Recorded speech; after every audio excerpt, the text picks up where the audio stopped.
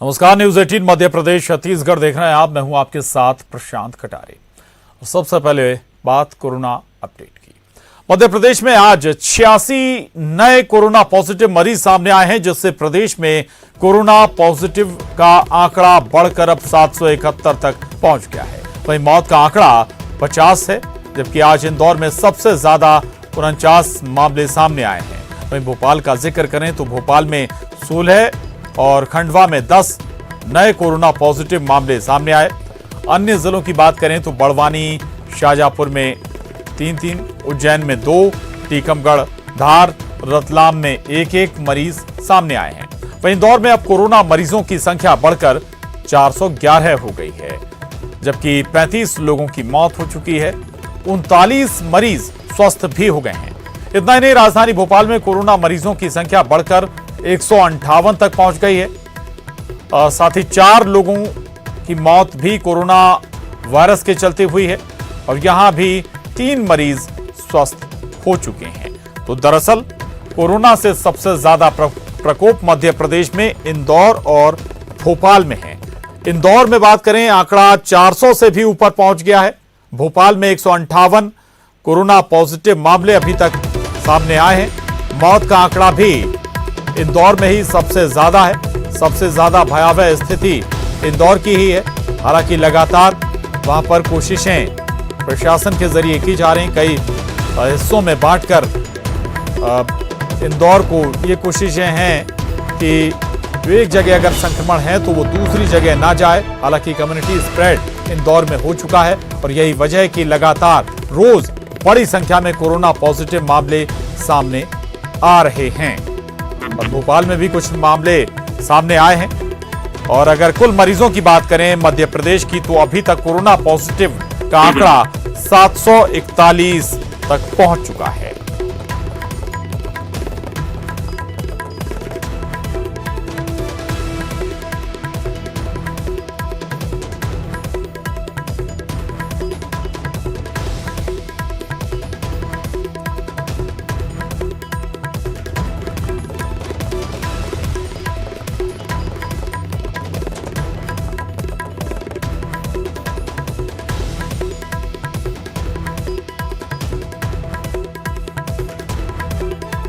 एक बार फिर आपको बता देते हैं, दरअसल एमपी में कोरोना के मामले लगातार बढ़ते जा रहे हैं। ये ग्राफिक्स के जरिए आप देख पा रहे हैं अलग अलग शहरों में इस वक्त कोरोना का क्या हाल है, कहां कितने मरीज हैं। विदिशा में 13, धार में 3, बड़वानी में 16, खंडवा में 15, बैतूल में 1, होशंगाबाद में 15, रायसेन में 4, शिवपुर में 3 कोरोना पॉजिटिव मामले सामने आए। मध्य प्रदेश में कुल 741 कोरोना पॉजिटिव मामले।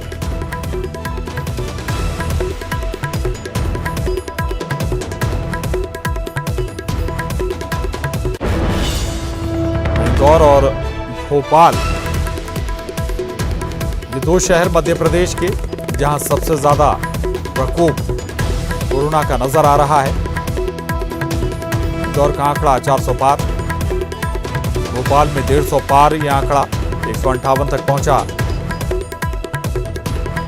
और भोपाल का अगर हम जिक्र करें तो यहां पर बड़ी संख्या में स्वास्थ्य कर्मी और पुलिसकर्मी भी कोरोना पॉजिटिव हुए हैं।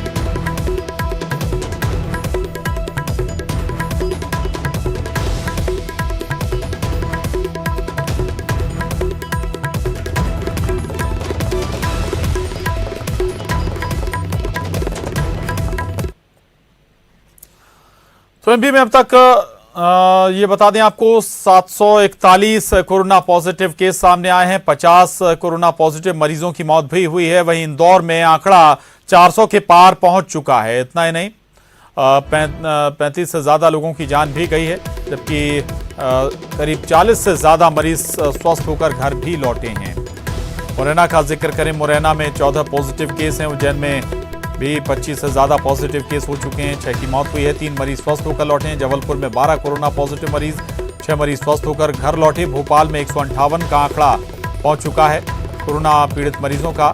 4 की मौत हुई है, 3 मरीज स्वस्थ होकर भोपाल में घर वापस लौट चुके हैं। ग्वालियर में 6 पॉजिटिव मरीज केस सामने आए और ये सभी स्वस्थ होकर घर वापसी कर चुके हैं। जबकि शिवपुरी में 2 पॉजिटिव केस, 2 मरीज स्वस्थ हो गए हैं। खरगोन में 17 कोरोना पॉजिटिव मरीज सामने आए। 3 की मौत हुई। छिंदवाड़ा में 4 कोरोना पॉजिटिव मरीज सामने आए, 1 की मौत हुई है। बड़वानी में 14 कोरोना पॉजिटिव केस, विदिशा में 13 और बैतूल में 1 कोरोना पॉजिटिव मरीज सामने आया। होशंगाबाद में 15, शिवपुर में 3।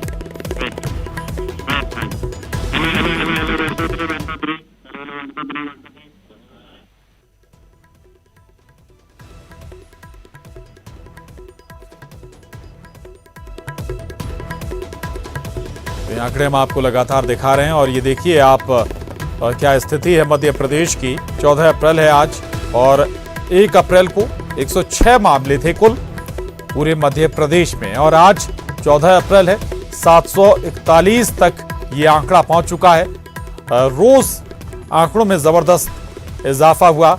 1 अप्रैल को 106 कोरोना संक्रमित थे पूरे मध्य प्रदेश में, 2 अप्रैल को 124 और 3 अप्रैल को यही आंकड़ा 151 तक पहुंच गया और 4 अप्रैल का जिक्र करें तो 180 तक कोरोना पॉजिटिव मरीजों की संख्या पहुंच गई थी। और अब ये देखिए आप शहर के हिसाब से इंदौर 411 है, जहां इंदौर में सबसे ज्यादा कोरोना पॉजिटिव मरीज अभी तक हैं, 411 का आंकड़ा।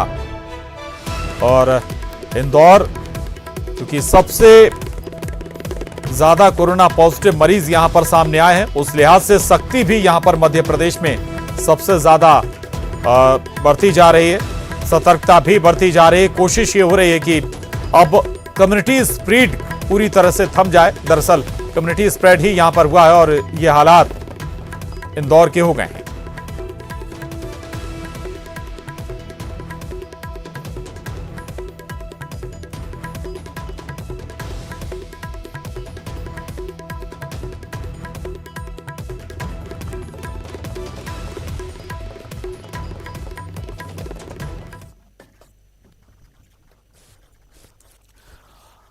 तो मध्य प्रदेश की हालत आपने समझी और 2 शहर जो सबसे ज्यादा प्रभावित हैं उनके बारे में भी हमने आपको डिटेल बताई है। और इस वक्त हमारे साथ 3 खास मेहमान जुड़ रहे हैं। डॉक्टर विकास दीक्षित जी हैं, assistant professor JMC, doctor Ajay Sharma ji heart specialist हैं, doctor PC Tiwari ji senior doctor. आप सभी का बहुत स्वागत है। और डॉक्टर विकास दीक्षित जी, सबसे पहले समझना चाहेंगे कि कोरोना वायरस मध्य प्रदेश में भी अब कहर बरपा रहा है। अलग अलग शहरों में स्थितियां अलग अलग हैं, लेकिन इस वायरस पर टेम्परेचर का भी कोई खास असर होता है या फिर मौसम और जलवायु का भी कुछ खास असर होता है, या किसी मौसम में जलवायु में ये ज्यादा एक्टिव होता है? विकास जी। जी धन्यवाद जी, मैं डॉक्टर विकास मिश्रा बोल रहा हूँ। देखिए, मौसम और जलवायु का अमूमन जितने रेस्पिरेटरी इन्फेक्शन होते हैं और जो इन्फ्लुएंजा वायरसेस है उनमें पहले देखा गया है, तो अमूमन ऐसा एक्सपेक्ट करते हैं कि तापमान बढ़ने पे और ह्यूमिडिटी बढ़ने पे वायरस का स्प्रेड कम हो जाएगा। लेकिन जितनी भी अभी स्टडीज़ हुई हैं उनमें दोनों तरह की बातें सामने आई हैं। कुछ स्टडीज़ का ये दावा है कि इसका स्प्रेड कम होना चाहिए, वहीं कुछ स्टडीज़ कहती हैं कि इसका कोई सिग्निफिकेंट असर नहीं पड़ेगा। तो अभी कोई ठोस प्रमाण नहीं है जिसे ये कहा जा सके कि तापमान बढ़ने पे इस वायरस का स्प्रेड कम हो जाएगा या खत्म हो जाएगा। जी बिल्कुल, यानी कि अभी ऐसा कोई प्रमाण हम कह सकते हैं कि नहीं है कि अगर टेम्परेचर बढ़ेगा तो उस पर कोई असर पड़ेगा। डॉक्टर अजय शर्मा भी हमारे साथ बने हुए हैं, तो मतलब कुछ कमजोर भी ऐसा कुछ है क्या कि कुछ कमजोर भी अगर टेम्परेचर बढ़ रहा है तो ये वायरस हो रहा है या हो सकता है बढ़े हुए टेम्परेचर में? अजय शर्मा जी। हाँ, देखिए, टेम्परेचर का एज सच, क्योंकि ये नया वायरस है, इससे अभी कोई पूरा क्लैरिटी नहीं आई है। जैसे फ्लू वायरस का होता है कि जैसे टेम्परेचर बढ़ के 30-35 डिग्रीज पे ऊपर होता है तो उस समय उस वायरस की डेथ होने लगती है या वो उस वायरस का प्रकोप कम हो जाता है। बट क्योंकि कोविड-19 नया वायरस है, इसलिए हम उस बारे में अभी कुछ नहीं बता सकते हैं। समय के साथ ही ये चीज़ें पता चलेंगी। पर ये जरूर है कि इंडिया, ऑस्ट्रेलिया, सिंगापुर ऐसे देशों में जो स्प्रेड है या जो इसकी सीवियरिटी है या जो डेथ्स हो रही है वो यूरोपियन कंट्रीज और अमेरिका के कंपैरिजन में काफ़ी कम है। तो डेफिनेटली एक तो टेम्परेचर का ऐसा लग रहा है कि कुछ ना कुछ कहीं रोल है जो समय के साथ और क्लियर होगा। और सेकंड, जो हर्ड इम्यूनिटी इंडिया में काफ़ी अच्छी है, उसके कारण भी डेथ्स कम हो रही है। जी, ये महत्वपूर्ण है। डॉक्टर पीसी तिवारी जी, या कोई खास टेम्परेचर ऐसा है अभी तक जो रिसर्च जिसका जिक्र अजय शर्मा जी भी कर रहे हैं कि बहुत अभी तक रिसर्च इस पर हो नहीं पाई। हालांकि अलग अलग देशों में रिसर्च शुरू जरूर हो गई, लेकिन बहुत अभी तक ये रिसर्च आगे बढ़ी नहीं है। कोई खास टेम्परेचर, कोई खास लेवल बॉइलिंग पॉइंट तक क्या किस कोई लेवल है क्या जहां ये जाकर खत्म हो जाएगा, किल हो जाएगा?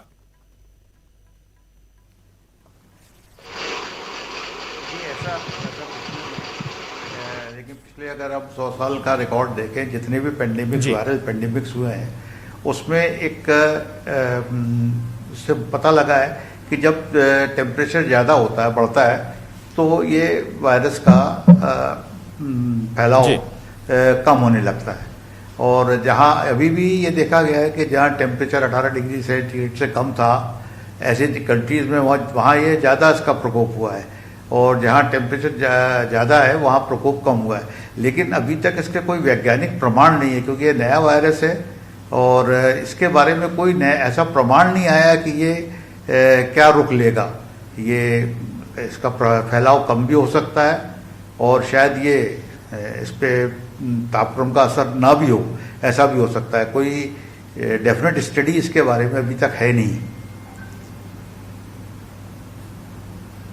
जी जी, विकास मिश्रा जी, यूरोपियन कंट्रीज का जिक्र हो रहा है। कुछ ठंडी कंट्रीज हैं जो ठंडे देश हैं, जलवायु जहाँ की ठंडी है, वहाँ पर अमूमन प्रकोप देखा गया है। इस पूरी चर्चा में ये बात निकल कर भी आ रही है। तो कुछ क्या आशाएं बंधती हैं, क्योंकि अब हमारे यहाँ टेम्परेचर लगातार बढ़ रहा है और आने वाले दिनों में ये टेम्परेचर बढ़ेगा ही।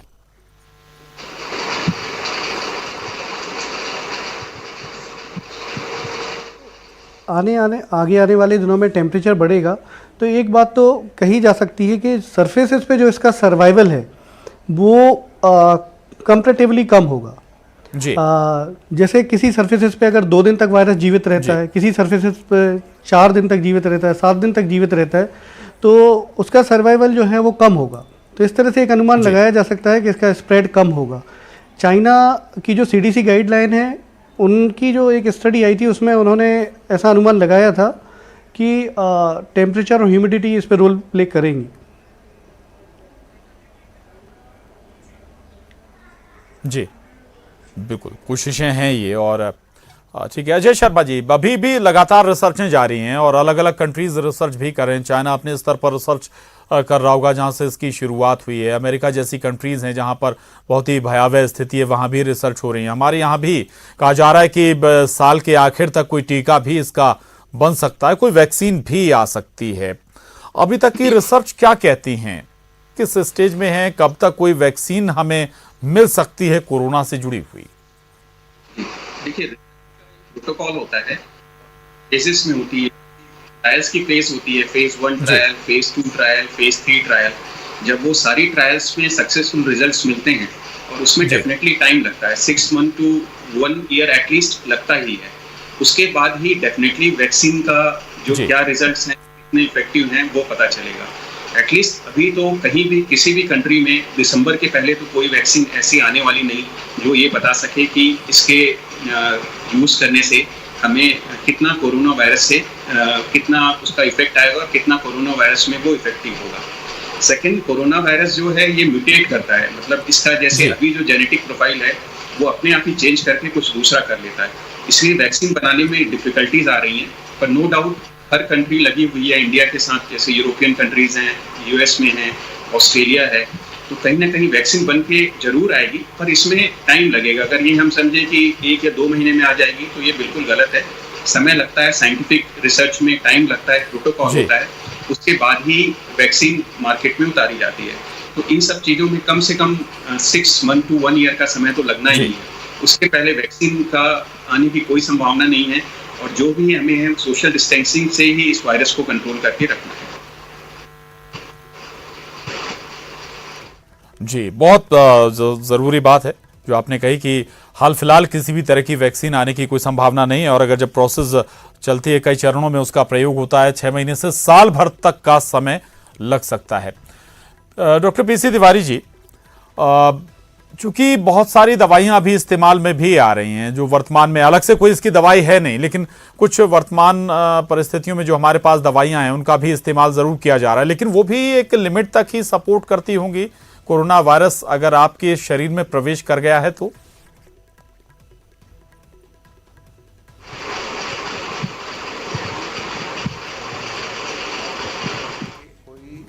ये दवा कोरोना के लिए 100% काम आएगी ऐसा कुछ आया नहीं है।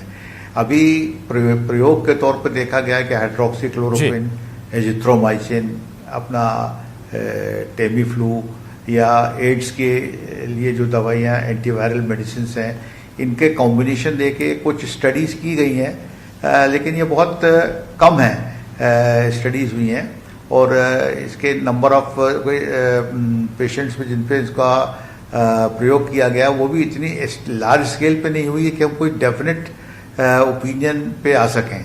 लेकिन ये दवाइयाँ असरकारक तो मानी गई हैं, लेकिन इन दवाइयों के साइड इफ़ेक्ट्स भी बहुत हैं। हाइड्रोक्सीक्लोरोक्विन है या एजिथ्रोमाइसिन है, ये हार्ट पे भी बुरा असर करती है। इनको उन लोगों को नहीं दिया जा सकता जो पैसे हार्ट के पेशेंट हों, हाई ब्लड प्रेशर के पेशेंट हों या ऑलरेडी लंग के पेशेंट हों, तो इन लोगों को दी नहीं जा सकती। अभी प्रयोग के तौर पे यही दिया गया है कि हाइड्रोक्सीक्लोरोक्विन को जो हेल्थ वर्कर्स हैं या जो डॉक्टर्स हैं जो इन कोरोना पेशेंट्स को देख रहे हैं या उनके कांटेक्ट में आ रहे हैं, उनको प्रिवेंटिव के रूप में देने का ICMR का भी की परमिशन आई है और उसी हिसाब से उतने ही लिमिटेड है, लेकिन इन जनरल लोगों को नहीं दी जा रही है। लेकिन ये बात जरूर आई है कि एजिथ्रोमाइसिन और हाइड्रोक्सीक्लोरोक्विन, टेमीफ्लू और एड्स की जो दवाइयां हैं ये असर तो करती हैं, ऐसे प्रमाण आए हैं। जी बिल्कुल, कुछ असर जरूर है इन दवाइयों का और प्रिकॉशंस के तौर पर जरूर इन्हें दिया जा रहा है, लेकिन कुछ विशेष परिस्थितियों में ये नुकसान भी कर सकती हैं। बहुत शुक्रिया डॉक्टर विकास मिश्रा आपका, डॉक्टर अजय शर्मा और डॉक्टर PC तिवारी जी, बहुत धन्यवाद आप सभी का। महत्वपूर्ण बातें आपने बताई हैं टेम्परेचर को लेकर, जलवायु परिवर्तन को लेकर, आखिर क्या अब इन स्थितियों में कोरोना वायरस किस तरह से रिएक्ट करता है। अभी तक कोई बहुत बड़ी रिसर्च ऐसी हुई नहीं है कि ये बताए कि अगर टेम्परेचर बढ़ेगा तो इसका असर खत्म हो जाएगा। दरअसल देश में लगातार टेम्परेचर बढ़ रहा है, लेकिन कोरोना वायरस का प्रभाव भी लगातार बढ़ रहा है, प्रकोप भी लगातार बढ़ता हुआ नजर आ रहा है। एक छोटे से ब्रेक के लिए रुक रहे हैं, फौरन लौटेंगे।